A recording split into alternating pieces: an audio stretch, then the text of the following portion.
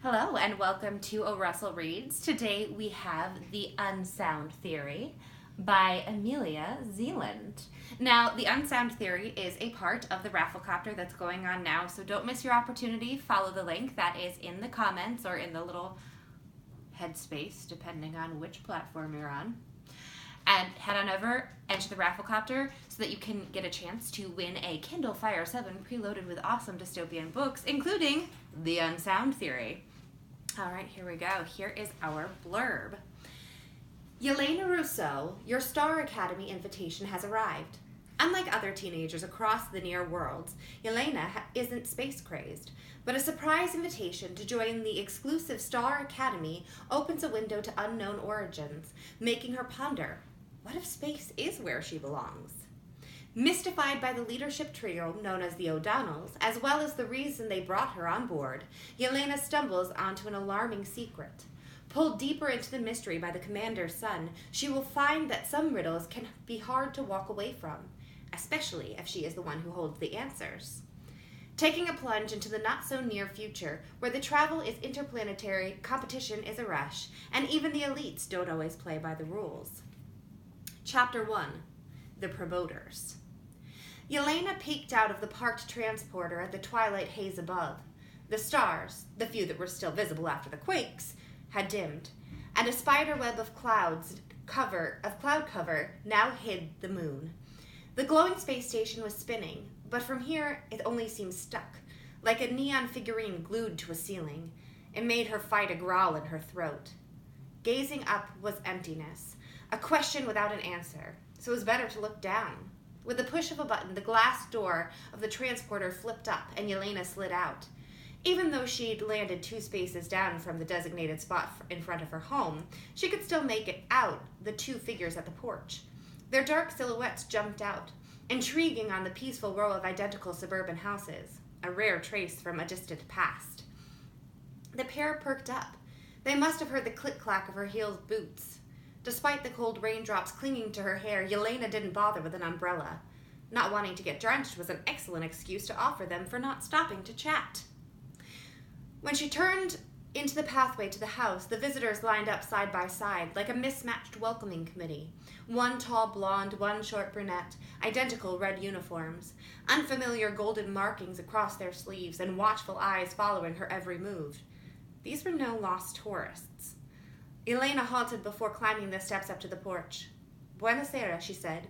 The compulsory greeting in Italian was polite and detached, but it only made them shrug at each other. Hi, the taller one said, recovering from the surprise. We're looking for Yelena Rousseau? The mere use of English would have betrayed them, if nothing else. Foreigners fit the promoter profile, but Yelena pushed down the unease stirring inside of her. She'd met promoters before. Turning them down was simple. Sending her signature snort their way, followed by a bored expression, would suffice. It painted her as stuck up, but why would that matter? She'd never stick around long enough to see their faces again. I'm afraid I must disappoint, Yelena said. Her eyes flickered to the side. I'm not looking to buy. Instead of the pushback she had anticipated, they exchanged frowns before the blonde one zapped. We're not asking you to buy. Buy what? The other one blurted out. She almost bought that clueless expression. The second one was sturdy and muscular. The way he elongated his vowels stood out to Yelena, but she didn't recognize the accent. And she always recognized accents. After their dumbfounded reaction, the sound of hardening rainfall was the only noise between them. If they were promoters, they were doing a terrible job, the type their boss would cut fingers for. The blonde one flashed a forced smile. Let's try this again, he insisted. My name is Chris. This is Adam. We're here on official business to deliver a special Evite. I see. Yelena had to fight the reflex that made her want to raise her eyebrows in awe. Who else but elite circles of drug dealers would target an Evite at her? We wanted to meet face to face so we could explain some things, Adam spoke again. His accent wasn't strong, probably not even noticeable to the average listener, but to Yelena it was like a scream. There's no need for that, she cut him off. Unease was pushed out of her by impatience. Can I have the Evite then? Silly newbies, Yelena thought. They must have followed her back from the packed gray city one night of the nights before. A rich girl from the suburbs was their best bet for bringing in steady income. Too bad they were out of their depth. If they gave her the invite, Adeline's team would bust their operation before it was time for the evening news. So what if Yelena would have to listen to Ade's lazy scolding for having meddled? It would be worth it. Feeling her hair growing heavy with the cold rain, she held out her hand. Here you are. Chris tried to return to his businesslike tone, but he sounded entertained. He pulled out a little foil scroll. Not a rare find, exactly, but expensive enough to stink of bad faith.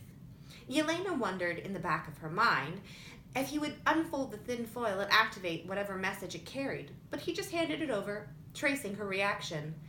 If it were anything but a promotion, they could have sent the message to her digitally. That personal transaction just sealed their fate. We'll be around for the next few hours if you have any questions, Chris added, as if trying to sound helpful. Yes, actually, when you have questions. The weird accent seeped through each word Adam said. His shoulders hung high, like he was trapped in a permanent shrug, whether due to discomfort or the cold humidity, she couldn't tell. Certainly, Yelena exhaled a cloud of breath with a strange feeling of pity for them. Serves them right, though, if they were thick enough to get mixed up in a gang. We'd better leave you to it, then, Chris said. She only tilted her head to one side in a motion they couldn't have mistaken for a nod. No one moved right away. Then they slowly walked off to the far end of the street, whispering and joking like there was something funny about the situation. Yelena could only make out a small part of their chatter.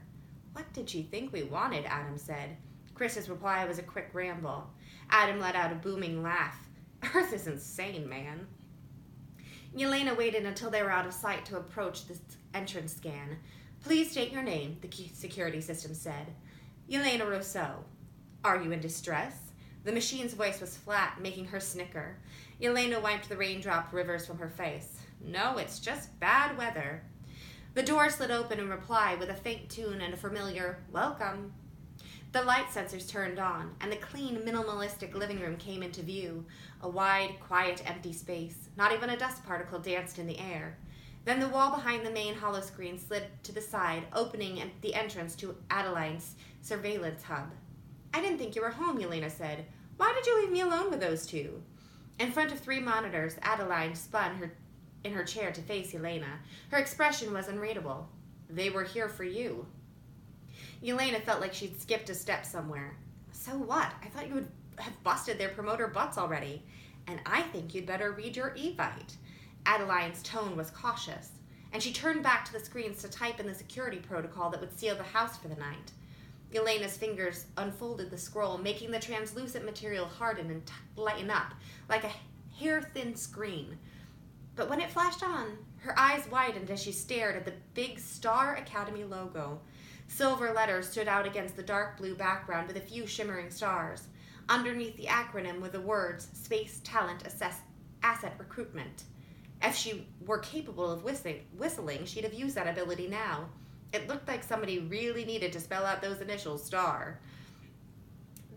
That peek she sneaked under the space station lights, a human reflex she normally resisted, felt like a dangerous move that had drawn attention back to her, even though it was impossible.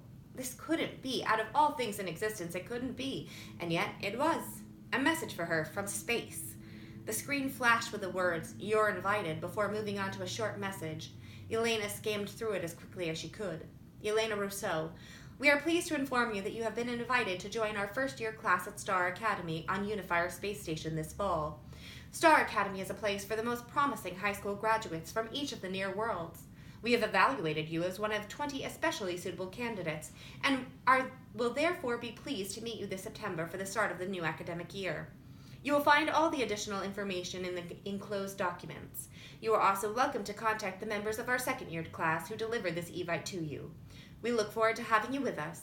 Commander Marcus O'Donnell, Star Academy, Unifier Space Station. Thank you so much for joining us for our Russell Reads, and I look forward to seeing you next time.